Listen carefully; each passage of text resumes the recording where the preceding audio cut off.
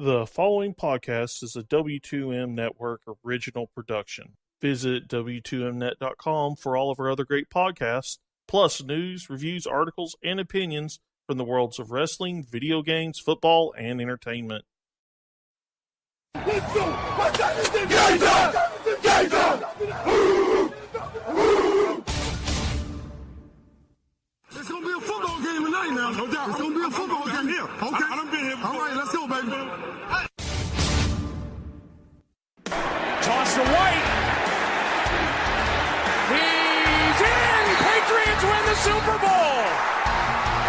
Brady has his fifth! What a comeback!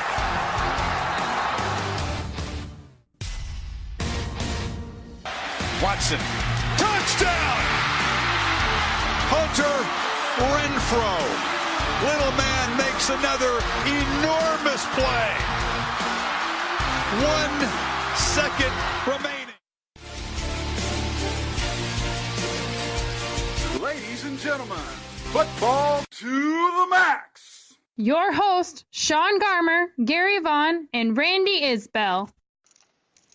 Hello and welcome to the, well, depends on where you're hearing this, for the most part, the Thursday night football breakdown portion of the Thursday night football to the max show. I'm your host, Sean Garmer, here with me, Mr. Erik Watkins. Mr. Erik Watkins, are you there? Apparently not. So, already having some issues. Let me see if I can get him on again. Earth to Erik. Earth to Erik, are you there?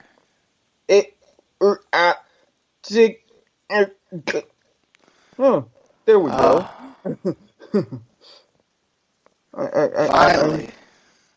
I'm telling you, I don't know if Comcast hates me, but yeah, no matter what Wi-Fi connection I use, it never ceases to conk right when I'm about to open my mouth. This is gotta be like the second or third time this has happened. Right when we're about to start the show, blink, there he goes. And well, you know, if you didn't watch this game, honestly, you didn't miss a whole lot. There was a 47-minute lightning rain delay that caused the game to end at like 12:30 or 12:20 around there Eastern time. So, as Tony Romo joked, it did wind up being Friday before the game ended, and that's only because the Bears took I felt like 7 or 8 minutes off the fourth quarter with their long drive, just to make it 14 points. This was, at times, could have been a lot closer, but almost every time it was a turnover of some sort or another that caused the Packers to be able to extend their lead. This game was marred also by injuries to the Packers players, and we're playing at Lambeau Field here, which is what was the weird part, but seemed weird to you two? A little bit. I mean, I figured the players would have had to adjust to get the different depths of their cleats after the lightning delay, because there was still a lot of rain and a really significant crosswind after that. Even before the big delay, I was like, running backs in particular, Green Bay, they're getting hit kind of hard here. That was a little weird. Yeah, Tommy Garmer has broken ribs that he suffered really early in the game. So it's tough for him to play next week if they continue, because these guys get hit every play. It's not like a quarterback that you can put the vest on and maybe he can tough through it, and you tell the offensive line to make sure they block, or the receiver can be out there and just, throw to him too much. But the running back, that's a difficult thing. And they felt the hit for a while. while because Williams wasn't doing a whole lot, then he gets injured. And it wasn't until about the second series with Jones that they finally got something going with him. And he started to pick things up where they could actually start running the ball. But they really felt the hit, and after he went out, that's when Green Bay started getting some 3-and-outs and such. But honestly, it was a big, long drive for the Packers start of the game. The first throw by Glennon is a sack and a fumble, and that was quickly turned into 14 points. And then on the next possession, you have a fumble by Jordan Howard that does not turn into points. Of course, this is when I'm talking about that Tommy Gurmey is out, so they started having to throw a lot more. They couldn't have the balance that they had before, and yeah, just if it wasn't a 3-and-out, it was another problem, and it just, they could never get any kind of rhythm when it's still, 14-0. You have that Clinton Dix, both the interceptions were, and what was so funny too, I don't know if you noticed this, Eric, that it seemed to happen every time Romo kept talking about, oh, Mike Glennon, he's playing well. Oh, Mike Glennon, he's doing well. Here comes this bad overthrow that turns into an interception. Officers jinx. Now he's serving people about it. I heard nothing of what you said there. Oh, I was just saying, he's how to deal with the announcer's jinx, because now he's pretty much got it. Yeah, not just the announcer's jinx. I mean, the two fumbles, you kind of feel bad for him. The two interceptions, totally on him at that point. So the reason why is because with the fumbles, they're not necessarily his fault. I mean, didn't one of them bounce off his knee? Yeah, it was a low snap that bounces off his knee and goes forward. That's bad stuff right there, no matter how you place it. Yeah, and it was really, they also missed the field goal as well, and because they decided not to go for it on fourth down, or the Packers somehow don't go for the holding call and allow it to be 4th and 10 and they're still in field goal range, and they missed the field goal there. But honestly, a lot of this game there was talk of, because of how bad Glennon was playing, we could see Mitchell Trubisky and that touchdown that he gets at the end of the half saved his butt, probably. Did you think we could see Trubisky if they go into the half scoreless? No, because I said at the beginning of the season it would be right around week 5 before we saw Trubisky if anything bad happens. And really, throwing him in, not having a lot of reps with the first team throughout this week or the past couple of weeks against what was, especially at the time, a really tenacious Packer defense, it was not going to work out well. Now, even with the loss, you've got a little more than a week and a half because they're not playing until Monday night. Now's the time where, okay, get him some more reps, get him some more practice. If you are going to put him in, let him kind of start fresh. Yeah, probably being another national TV game, they'll probably trot out Glennon again. But I mean, if he does badly in that Monday night game, and I know the Bears have a tough schedule, but you got to start thinking about, hey, what's better for the team? Just to keep losing with the same quarterback or try something different? I mean, is it really going to be that worse with Trubisky. And look, the reason we're not really talking that much about the Packers here is because, look, Aaron Rodgers looked great. You had Jordy Nelson get some wide open touchdowns because at that point the Bears just weren't covering anybody. And Aaron Jones looked good running the ball, once he got things going, and everybody else. I mean, the only thing I will say is poor Devontae Adams. That is a nasty, nasty hit that Danny Trevathan put on him. If there was room for targeting in the NFL, that was one that could definitely deserve that. He was already wrapped up. There was no need for that. Trevathan just comes in and hits him square, helmet to helmet.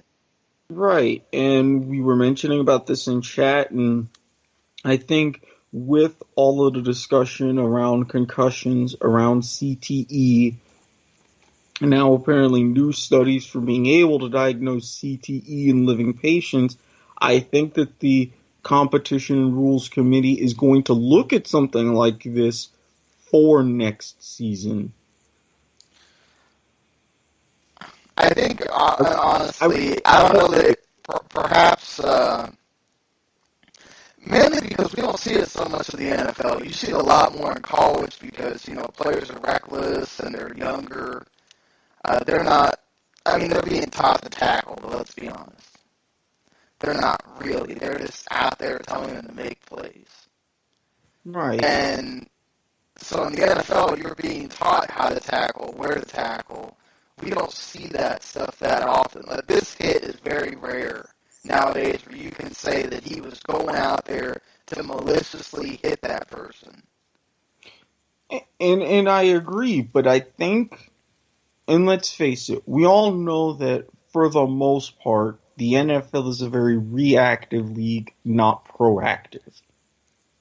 And I think that because these kinds of hits are rare enough, that you're not going to see a lot of pushback, even if it's suggested but not implemented.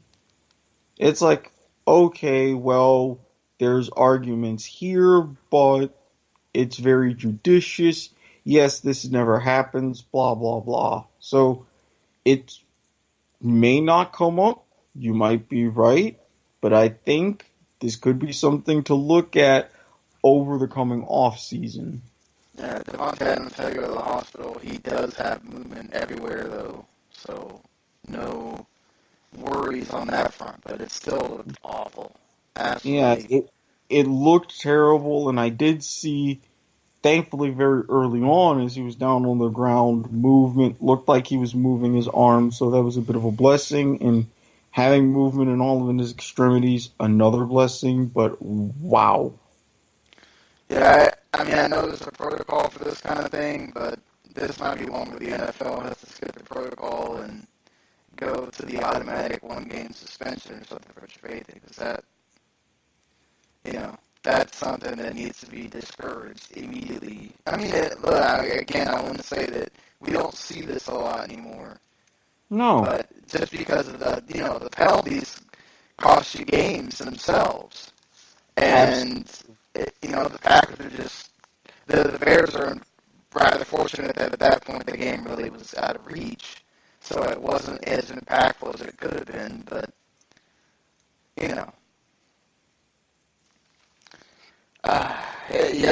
for me, like, what stood out is that they were, the running back duo was working in a sense. They didn't get the big runs that you expect, especially from Cohen. I think that would have set them up nicely. Glennon having his issues doesn't help. And then, also the receivers just aren't good enough. And they were dropping passes. They were not knowing where to line up. I mean, again, some of that can go on Glennon, some of that can go on the coach Twitter, but just this team is needing better receivers badly. And I don't know that Trubisky fixes that necessarily, but, Romo has a point that the offense is also not going to a quarterback's strengths either. No, and you can attribute that really more towards the offensive coordinator because John Fox has always been a defensive guy. When he was coach of the Panthers, they got to the Super Bowl based upon a very stifling defense. He had a great running back, and Jake Delhomme was in there doing his thing really when he had to. Now, Steve Smith was doing his thing too. Well, yeah, I mean, Steve Smith was really Delhomme's number one receiver, but let's be fair. When you had a great veteran running back who was coming over from the Redskins, and a guy like that, big power, come on.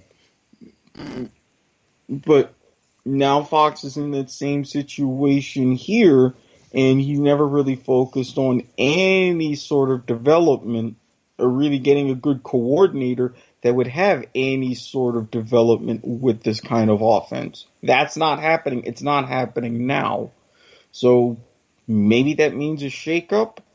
Maybe that means a change in draft strategy. I don't know.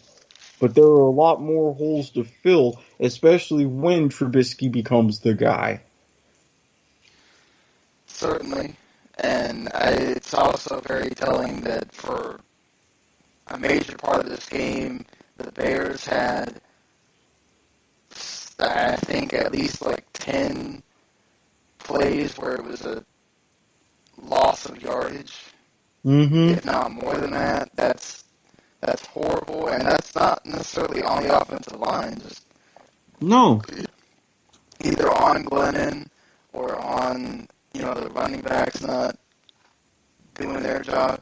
I mean, I thought for the most part the offensive line gave him time. It's just, again, the lack of ability from the receivers compounded with Glennon just making horrid throws at times, and when he did start getting them going again, he had the mistakes. So, yeah, there's not a lot, I think, more in the game. Again, I want to say that the Packers just defensively just looked like the better team the entire night. They soundly beat them.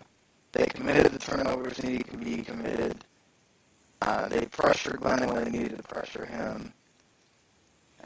Moving forward now, the Packers, their next game is not till October 8th in Dallas or in Arlington against the Cowboys.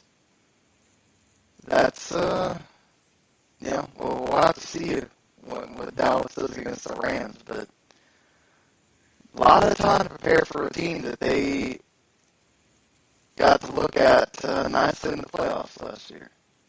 Yeah, and the fact that you get to sit and watch them against the Rams and kind of do a little bit of extra game planning based upon that.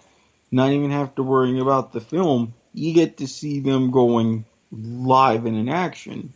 And that is going to be to the Packers' tremendous benefit, but I still think it's setting up to be a good game. I think the Bears are waiting to see what happens this weekend as well, because the Vikings have already announced that they will have another week of Case Keenum against the Lions. No Sam Bradford, he is out, and they will be waiting until that Monday night game to see if Sam Bradford will play or if you're getting Case Keenum that night. So that's going to make a difference. Again, you got to wait and see.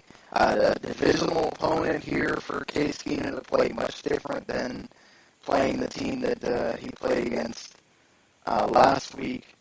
So we'll see if the Lions key in, and they've got that pass rush to do it. Key in on Keenum and make him vulnerable. We saw the Bears get Aaron Rodgers a few times, but Aaron Rodgers is a very intelligent quarterback. He knows when to roll out. He knows what he's supposed to do.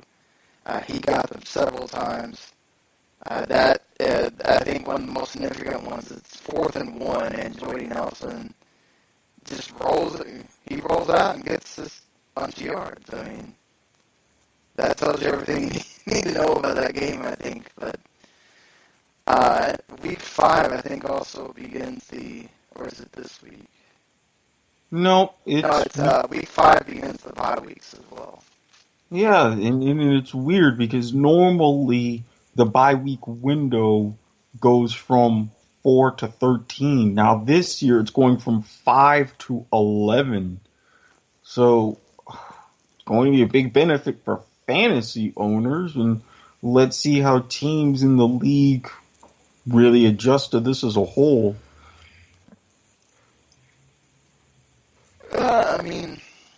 Yeah, that's true too.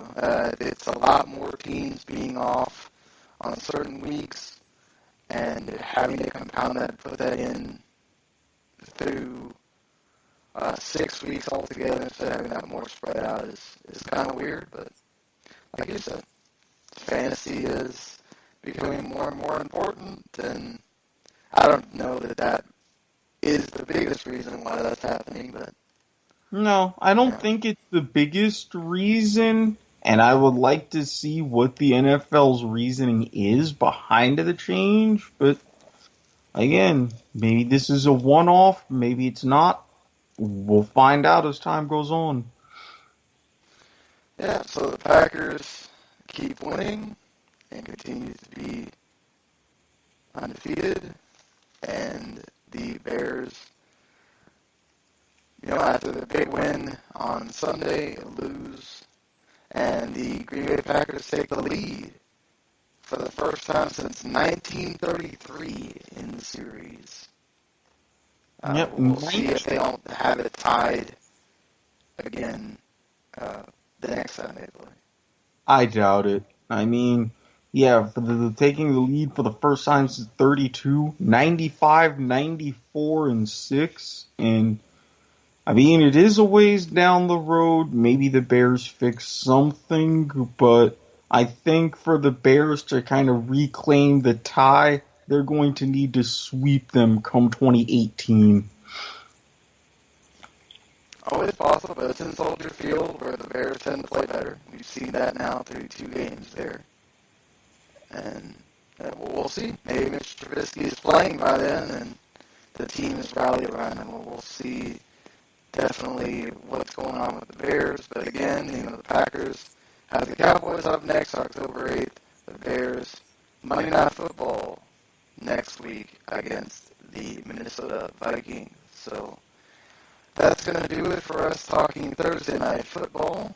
We will either turn the page here to just moving on to the next phase, which is talking about the games coming up here on Sunday, and of course that Monday night game, and then, or you'll just go through on that Football to the Max feed, which if you subscribe, you get everything. You don't have to worry about where this goes or that goes. Just hit the subscribe button. You'll get the feed in there. You'll see both the podcasts. You just X out of this one, go to the next one, the NFL Week 4 preview, and we'll see you then. Peace.